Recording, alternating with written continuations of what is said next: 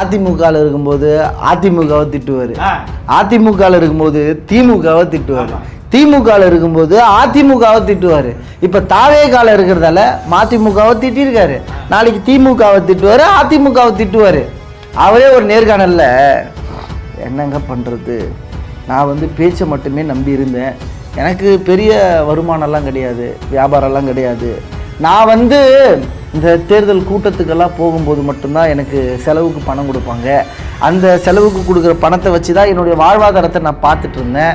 இப்போ திமுகவில் சேர்ந்ததுக்கப்புறம் எனக்கு சரியான மரியாதை கிடையாது, குத்தி குத்தி காட்டுறாங்க, நெஞ்சில் குத்தி குத்தி காட்டுறாங்க, அதனால் அங்கே இருக்க முடியாது, அதனால் என்ன பண்ணுறது, எனக்கும் பசிக்கும்ல, நானும் பிழைக்கணும்ல, நான் எதை வச்சு பிழைக்கிறேன், வாயை வச்சு தானே பிழைக்கிறேன், அதனால் நான் தாவேக்கால தம்பி தளபதி விஜய் அவர்களுடைய முன்னிலையில் நான் சேர்ந்துருக்கேன் அப்படின்னு அவர் தாவேக்கால சேர்ந்துருக்காரு. அதனால் நாஞ்சில் சம்பத் பேசுறதெல்லாம் பெரிய பேச்சா நம்ம எடுத்துக்க கூடாது. கருணாநிதிக்கு பாரத ரத்னா கொடுக்கணும்னு சொல்லிட்டு தமிழச்சி தங்கபாண்டியன் கேட்குறாங்க. ஒரே ஒரு நல்லது சொல்லுங்க, தமிழர்களே என்னை கடலில் தூக்கி போட்டாலும் நான் கட்டுமரமாகத்தான் மிதப்பேனை தவிர கவிழ்ந்து விட மாட்டேன்னு சொன்னாரு. ஆனா நீ என்ன பண்ண, நீ கவிழல தம்பி, உன் குடும்பம் கவிழல, தமிழர்களே கவுத்துட்ட, தமிழை கவுத்துட்ட, தமிழை அழிச்சிட்ட, தமிழ் மொழியை அழிச்சிட்ட, தமிழ் இன மக்களை கொன்று குவிச்சிட்ட. ஆனா உனக்கு பாரத ரத்னா கொடுக்கணும், அது கேட்கறது யாரு, தமிழச்சி தங்கபாண்டியன். வணக்கம். வணக்கம் தம்பி. அதாவது தாவேகா மாவட்ட செயலர் கூட்டத்தில் விஜய முதல்வராக ஏற்றாதான் நாங்கள் கூட்டணியே வைப்போம் அப்படின்னு தீர்மானம் ஏற்றப்பட்டிருக்கு. இதை பற்றி நீங்கள் என்ன நினைக்கிறீங்க? இதை பற்றி என்ன நினைக்கிறீங்கன்னா, யாருமே வரமாட்றாங்க போல், கூட்டணிக்கு வாங்க வாங்கன்னு தொடர்ச்சியாக சொல்லிட்டு தான் இருக்காங்க. கட்சி ஆரம்பிக்கும் போது கூட சொன்னாங்க எங்கள் தலைமையில் தான் கூட்டணின்னு சொல்லிட்டு. இன்னும் 3 மாத காலத்தில் தேர்தலே வரப்போகுது, இன்னும் யாரும் விஜயோடு நாங்கள் கூட்டணிக்கு வரோன்னு சொல்லிட்டு அதிகாரப்பூர்வமாக இன்று வரை யாருமே சொல்லலை. மாறா செங்கோட்டையன் வந்திருந்தார், அதிமுகவிலிருந்து விலகின்னு சொல்கிறத விட அதிமுகவிலிருந்து நீக்கப்பட்ட பிறகு செங்கோட்டையன் பின்னாடி பாஜக இயக்கியிருக்கு, அதனால் தாவேக்காக்கு வந்திருக்காரு. அதுக்கப்புறம் இன்னொருத்தர் வந்திருக்காரு, உங்களுக்கு தெரியும் நினைக்கிறேன், நாஞ்சில் சம்பத்து. அதுதான் சிறப்பான சம்பவம்னு நம்ம சொல்லலாம். அவர் இல்லாத கட்சியே கிடையாது. மதிமுக, திமுக, அதிமுக, அமமுக, இப்போ தாவேகா. நாளைக்கு தெரியாது, நாளைக்கே பேசினாலும் பேசுவாப்ல நாஞ்சில் சம்பத்து. அங்கே மரியாதை இல்லை, அங்கே கௌரவம் இல்லை, விஜய்க்கு அரசியல் அறிவே இல்லைன்னு கூட பேசுவார். ஏற்கனவே பேசியிருக்காரு, விஜய்க்கு என்ன தெரியுங்க, ஒன்றும் தெரியாதுன்னாரு. அப்போ இவர்கள் தான் வந்திருக்காங்க, அவர்களே சொல்லிக்கிறாங்க எங்கள் தலைமையில் தான் கூட்டணி, விஜயை முதலமைச்சராக ஏற்றால்தான் நாங்கள் கூட்டணிக்கு சம்மதிப்போம்லாம் பேசுகிறாங்க. பொறுத்திருந்து பார்ப்போம், இன்னும் 3 மாதம் தானே இருக்குது, யார் வராங்கன்னு பார்ப்போம். நமக்கு தெரிஞ்சு யாரும் வர்றதுக்கு தயாராக இல்லை. என்ன கொள்கை இருக்குது, என்ன தத்துவம் இருக்குது, என்ன கோட்பாடு இருக்குது, நீயே முதல்ல இப்போ தான் அரசியல் களத்துக்குள்ள வர, நீ என்னமோ உனக்கு கூட்டம் கூடணுன்னு நீ தமிழ்நாட்டில் பெரிய தலைவர்னு நீ நினச்சிருக்க, உனக்கு தெரியல. நயன்தாராவுக்கு கூட உன்னை விட அதிகமாக கூட்டம் கூடும். நாளைக்கே நம்ம திண்டிவனத்தில் தம்பி நயன்தாரா வராங்கன்னு ஒரு செய்தி வரட்டுமே, பேருந்து நிலையத்தாண்ட நிக்க இடம் இருக்காது. விஜய்க்கு வர கூட்டத்தை விட கூடுதலா வரல, அது ரசிக கூட்டம். ஒரு நடிகரை ரொம்ப வருஷமா பார்த்துட்டு இருந்தேன் திரையில, இப்ப நேர்ல பார்க்கலான்னு சொல்லிட்டு ஒரு ஆர்வத்துல வராங்க. அதை நீ அரசியலாக்க நினைக்கிற, நீ அதை வியாபாரமாக்க நினைக்கிற, நீ பாஜகவுடைய தூண்டுதலின் பேரில் தான் இந்த வேலையெல்லாம் நடந்துட்டு இருக்கு. அதனால யார் தான் கூட்டணிக்கு வராங்கன்றதை நாமளும் பொறுத்திருந்து பார்ப்போம். நமக்கு தெரிஞ்சு யாரும் வரப்போறது கிடையாது.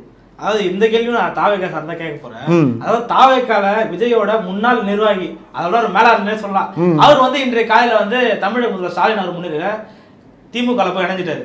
இதுக்கு என்ன அவர் காரணம் சொல்றாரு அப்படின்னா, அங்க ஆதா அர்ஜுனாவோ இல்ல புசியோ இல்ல செங்கோட்டையில அங்க தியாகிகள் இல்ல அப்படின்னு ஒரு ஸ்டேட்மெண்ட் கொடுத்தாரு. இந்த ஸ்டேட்மெண்ட் சரியான ஸ்டேட்மெண்ட் தான். அதே போல திமுக இணைஞ்சிருக்காருல்ல, எக்ஸ் மேனேஜரா இல்ல அவரு, விஜயோடைய எக்ஸ் மேனேஜரா, ரைட், அவரும் தியாகி கிடையாது. ஆமா, என்ன விஷயம்னா அதே ஒரு தற்கூரிய கட்சி, தாவேக்காவே ஒரு தற்கூரிய கட்சி. நீ திரிந்து வெளியில என்ன நீ பண்ற, தியாகி இல்லைன்னு சொல்ற, புசியானது தியாகி இல்ல, ஆமா தியாகி இல்ல, செங்கோட்டையும் தியாகி இல்ல, உதயநிதி தியாகியா, இன்பநிதி தியாகியா? அப்ப இன்னொரு தற்கூரி கூட்டத்துல தான் அவர் சேர்ந்திருக்காரு. வேற ஒன்றும் அது பெரிய செய்தியெல்லாம் கிடையாது. சரி, அது ஒரு தற்கொலை கூட்டுன்னு உனக்கு தெரிஞ்சதுன்னா மாற்று அரசியல் பேசக்கூடிய வலிமையான ஒரு அமைப்புக்குள்ள நீங்க சேர்ந்துருக்கலாம், கொள்கை கொண்ட அமைப்புக்குள்ள. அதை விட்டு இந்த கூமுட்டை வேணாம், இந்த அழுகுன கூமுட்டை தான் வேணும்னு சொல்லிட்டு அந்த பக்கம் போயிருக்கிறது அது வந்து ஏற்புடையது கிடையாது. அது அவங்களுக்குள்ள ஏதாச்சும் பிரச்சனை இருக்குன்னு நினைக்கிறேன். விஜய்க்கும் அந்த எக்ஸ் மேனேஜருக்கும் பிரச்சனை இருக்குது, அதனால வெளில வந்து அவர் அப்படி பேசிட்டு இருக்காரு. இன்னும் வெளிப்படையாக சொல்லணும்னா அவர் தியாகி இல்லைன்னு சொன்னார்ல, இவரும் தியாகி கிடையாது, ஸ்டாலினே முதல்ல தியாகி கிடையாது. ஆமா, அதுல இதுல ஒரு இன்னொரு விஷயம்னா, ஐயா நான்கு சம்பத் அவர்கள் வந்து விஜயை பத்தி ஒரு ஸ்டேட்மெண்ட் கொடுத்தாரு. திமுகவை நக்கி பிழைக்க விஜய் என்கின்ற கோபுரத்தின் மீது வைகோ வந்து கல்லெறிகிறார், நாயும் பிழைக்கும் இந்த பிழைப்பு அப்படின்ட்டு ஐயா நான்கு சம்பத் அப்படியே பேசிருக்காரு. நான்கு சம்பத் ஆனா அவர் எப்படி வைகோ கூட எப்படி அவர் என்னன்னா மதிமுகவில் இருக்கும்போது அதிமுகவை திட்டுவாரு, அதிமுகவில் இருக்கும்போது திமுகவை திட்டுவாரு, திமுகவில் இருக்கும்போது அதிமுகவை திட்டுவார். இப்போ தாவேகால இருக்கிறதால மதிமுகவை திட்டிருக்காரு, நாளைக்கு திமுகவை திட்டுவார், அதிமுகவை திட்டுவார். அவரே ஒரு நேர்காணல்ல என்னங்க பண்ணுறது, நான் வந்து பேச்சை மட்டுமே நம்பி இருந்தேன், எனக்கு பெரிய வருமானம்லாம் கிடையாது, வியாபாரம்லாம் கிடையாது, நான் வந்து இந்த தேர்தல் கூட்டத்துக்கெல்லாம் போகும்போது மட்டும்தான் எனக்கு செலவுக்கு பணம் கொடுப்பாங்க, அந்த செலவுக்கு கொடுக்குற பணத்தை வச்சு தான் என்னுடைய வாழ்வாதாரத்தை நான் பார்த்துட்டு இருந்தேன். இப்போ திமுகவில் சேர்ந்ததுக்கப்புறம் எனக்கு சரியான மரியாதை கிடையாது, குத்தி குத்தி காட்டுறாங்க, நெஞ்சில் குத்தி குத்தி காட்டுறாங்க, அதனால் அங்கே இருக்க முடியாது, அதனால் என்ன பண்ணுறது, எனக்கும் பசிக்கும்ல, நானும் பிழைக்கணும்ல, நான் எதை வச்சு பிழைக்கிறேன், வாயை வச்சு தானே பிழைக்கிறேன், அதனால் நான் தாவேக்கால தம்பி தளபதி விஜய் அவர்களுடைய முன்னிலையில் நான் சேர்ந்துருக்கேன் அப்படின்னு அவர் தாவேக்கால சேர்ந்துருக்காரு. அதனால் நாஞ்சில் சம்பத் பேசுறதெல்லாம் பெரிய பேச்சாக நம்ம எடுத்துக்க கூடாது, ஏன்னா அவர் கொள்கைவாதி கிடையாது, பேசுறத வச்சு பணத்தை வாங்குற வியாதி அவர். அதனால வந்து நாஞ்சில் சம்பத்துடைய பேச்சை வந்து நம்ம பெருசா எடுத்துக்க தேவையில்ல, அவரே ஒப்புதல் வாக்குமூலம் கொடுத்துருக்காரு. நாளைக்கே கூட நாஞ்சில் சம்பத்து திமுகவுக்கு போயிட்டு விஜயை திட்டலாம், அடுத்த நாள் அதிமுகவுக்கு போயிட்டு திமுகவை திட்டலாம், மாறி மாறி மாறிக்கிட்டே இருப்பாரு. உயிர் உள்ளவரை கட்சி மாறக்கூடிய ஒரு நபரா நாஞ்சில் சம்பத் இருப்பார், அதனால அதை பெருசுபடுத்த வேணாம். ஆமா, அதனால வைகோவை வந்து நாம கூட விமர்சிக்கலாம், கடுஞ்சொற்களை பயன்படுத்தி, நாம் அவரை எந்த இடத்துலையும் ஆதரிக்கல, அவரோட இருந்துட்டு வெளியில் வந்துட்டு இருந்தாலும் அவருக்கு முதுமை ஆயிடுச்சு, அவர் போயிட்டு நாயோட ஒப்பிட்டு நக்கி பிழைக்கு நாய் மாரி பண்ணுற நாய் கூட இந்த செயலை செய்யாதுன்னு சொல்லிட்டு அவருடைய முன்னாள் தலைவரை இழிவுபடுத்துறார். நாஞ்சில் சம்பத்துக்கு இது பழக்க தோஷம், நாளைக்கே விஜயை இது போன்ற வார்த்தைகளெல்லாம் பயன்படுத்தி திட்டலாம், காத்துருங்க, இதுவும் நடக்கும். ஆனால் இப்போதான் நம்மகிட்ட பெரிய கேள்வி கேட்பேன், அதாவது கரசன் ஆஃப் தமிழ்நாடு டேடி முன்னேற்ற கழகத்துடன் டேடி அவருக்கு வந்து பாரத ரத்னா விருது வழங்கி ஆகணுங்க, தமிழிசை தங்கப்பாண்டியன் மக்களவையில போராடுறாங்க, அவருன்னா அவ்வளவு பெரிய இவரா அவருக்கு மக்களவையில போராடுறாங்க. ஆமா, மக்களவையில மக்களுக்காக பேசல, மக்களுக்காக போராடல, பேச மாட்டாங்க, மக்கள் பிரச்சனைக்காக நிக்கல. ஆனா கருணாநிதிக்கு பாரத ரத்னா, நானும் அந்த செய்தி பார்த்துருந்தேன், அதுல தமிழிசை தங்கப்பாண்டியன் அவர்கள் எம்ஜிஆருக்கு கொடுத்துருக்கீங்க, ராஜாஜிக்கு கொடுத்துருக்கீங்க, காமராஜருக்கு கொடுத்துருக்கீங்க, அதே போல் கருணாநிதிக்கும் கொடுக்கணும். கருணாநிதி வந்து கடுமையாக உழைச்சாராம், மக்கள் பணியாற்றினாராம், அவருடைய இளமை காலத்தில் முதுமை காலத்தையெல்லாம் மக்களுக்காக கொடுத்தாரு, அதனால கருணாநிதி அவர்களுக்கு பாரத ரத்னா விருது வழங்கணும்னு சொல்லிட்டு தமிழிசை தங்கப்பாண்டியன் பேசுகிறாங்க. கொடுக்கலாங்க, பாரத ரத்னா கொடுக்கலாம். ஈழத்தமிழர்களை கொன்று குவித்தார்ல, அதற்கு துணை போனார்ல கருணாநிதி, அதனால அவருக்கு பாரத ரத்னா கொடுக்கலான்னு சொல்லிட்டு நம்ம தமிழிசை தங்கப்பாண்டியன் கேட்குறாங்கன்னு நான் நினைக்கிறேன். அது பாருங்க, ஒரு கட்சியில் அவருக்கு அப்புறம் அவருடைய மகன் தான், அவருடைய மகனுக்கு அப்புறம் அவருடைய மகன், அப்புறம் உதயநிதிக்கு அப்புறம் இன்பநிதி, இன்பநிதிக்கு அப்புறம் துன்பநிதி, துன்பநிதிக்கு அப்புறம் எந்த நிதின்னு யாருக்கும் தெரியாது. இப்படி ஒரு கட்சியை கட்டமைத்து வச்சிருக்காருல, சமூக நீதின்னு வெளியில பேசிட்டு சமூக அநீதியை வந்து ஐயா கருணாநிதி அவர்கள் செஞ்சிருக்காருல்ல, அதனால வந்து அவருக்கு வந்து பாரத ரத்னா விருது நம்ம கொடுக்கலாம்.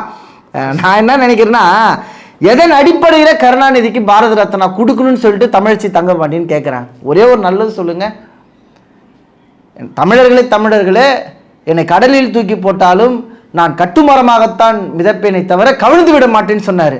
ஆனால் நீ என்ன பண்ண, நீ கவிழல தம்பி, உன் குடும்பம் கவிழல, தமிழர்களே கவுத்துட்ட, தமிழை கவுத்துட்ட, தமிழை அழிச்சிட்ட, தமிழ் மொழியை அழிச்சிட்ட, தமிழ் இன மக்களை கொன்று குவிச்சிட்ட, ஆனால் உனக்கு பாரத ரத்னா கொடுக்கணும். அது கேட்குறது யாரு, தமிழச்சி தங்கப்பாண்டியன். இதெல்லாம் என்னக்கா இதெல்லாம், நீங்கள் அந்த கட்சியில் இருக்கிறன்றதுக்காகலாம் இப்படியெல்லாம் பேசக்கூடாது, சரிங்களா? மக்களவையில் கருணாநிதிக்கு பாரத ரத்னா விருது வழங்கணும் என்பதற்காக உங்களை அனுப்பல, மக்களவையில் மக்கள் பிரச்சனையை பேசுறதுக்காக தான் அனுப்பியிருக்காங்க. எஸ்ஐஆர் குறித்து பேசியிருக்கலாம், தமிழ்நாட்டில் எத்தனை நாசகர திட்டங்கள் கொண்டு வராங்க அதனையெல்லாம் எதிர்த்து பேசியிருக்கலாம், பேசியிருந்தா கை தட்டியிருப்போம். ஆனால் நீங்கள் என்ன பண்ணுறீங்க, மக்களவையாக இருக்கட்டும் மாநிலங்களவையாக இருக்கட்டும் அங்கே போயிட்டு கருணாநிதிக்கு பாரத ரத்னா விருது கொடுங்க, உதயநிதி வாழ்க, பக்கத்திலே பெரியார் வாழ்கன்றீங்க. பெரியாருக்கு கொஞ்சமாச்சும் மரியாதை கொடுக்கலாம்ல, சொல்லுங்க. இதெல்லாம் ஏற்புடையதே கிடையாது. அதே போல் கருணாநிதி அவர்களை காமராஜரோட ஒப்பிட்டு அவருக்கு விருது கொடுக்கணுன்றதெல்லாம் அதெல்லாம் அருவருக்கத்தக்க ஒன்று, கொடுக்க மாட்டாங்கன்னு நான் நினைக்கிறேன். வாய்ப்பு ஒருவேளை நீங்க வந்து அந்த விருது வழங்குற இடத்துல இருந்தீங்கன்னா என்ன பேர்ல விருது வழங்குவீங்க அவருக்கா? நல்ல நல்ல நல்ல சிறப்பான கேள்வி. அவருக்கு விருது வழங்கலாம், ஊழல் செய்வதில் கில்லாடி அப்படின்னு ஒரு விருது கொடுக்கலாம், திருடுவதில் கில்லாடி அப்படின்னு சொல்லிட்டு விருது கொடுக்கலாம். அந்த விருதுகளுக்கெல்லாம் தகுதி வாய்ந்த ஒரு நபர். அதே போல் பேசிய மக்களை ஏமாற்றுறதுலெல்லாம் ரொம்ப வல்லமை படைத்தவர் நம்ம கருணாநிதி அவர்கள். இது போன்ற விருதுகளெல்லாம் கொடுக்கலாம். பாரத ரத்னா விருது கொடுத்து ஏன் அந்த விருதை கேவலப்படுத்தணும்? அதனால் வேண்டாங்க்கா.